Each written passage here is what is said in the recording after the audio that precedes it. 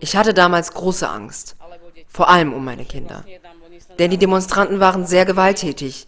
Sie haben mit Glasflaschen und Molotow-Cocktails geworfen.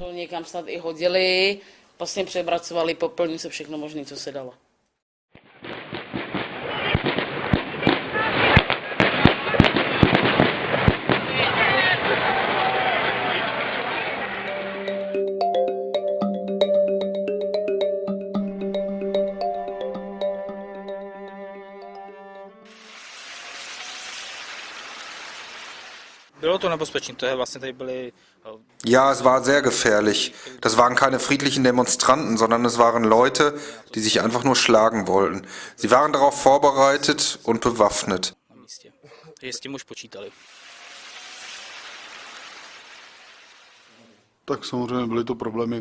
Anlass für die Demonstration waren die von der Stadt vernachlässigten Probleme wie die Konflikte zwischen den Roma und ihren Nachbarn, um den Müll, um den Lärm und um Vandalismus.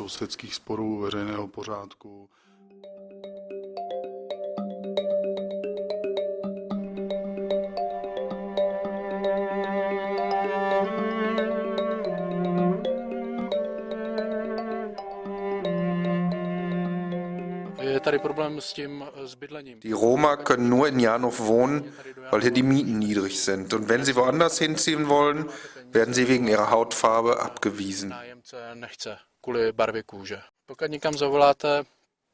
Auch die Arbeitssuche ist schwierig. Spätestens wenn Roma bei einem Arbeitgeber vorstellig werden, ist die Bewerbung wegen ihrer Hautfarbe gelaufen.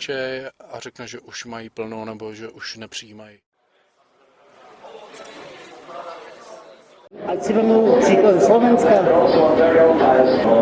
Tam nemají vůbec žádný práva. Tam nemají žádný vůbec práva.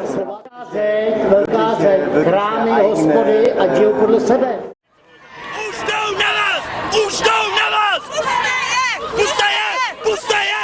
Puste je! Puste je! Puste je! Puste je! Puste je!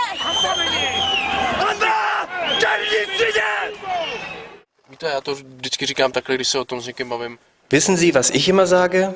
Die Roma können sich nur selber helfen. Komunita, oni sami musí začít s tím impulzem, že je potřeba něco dělat.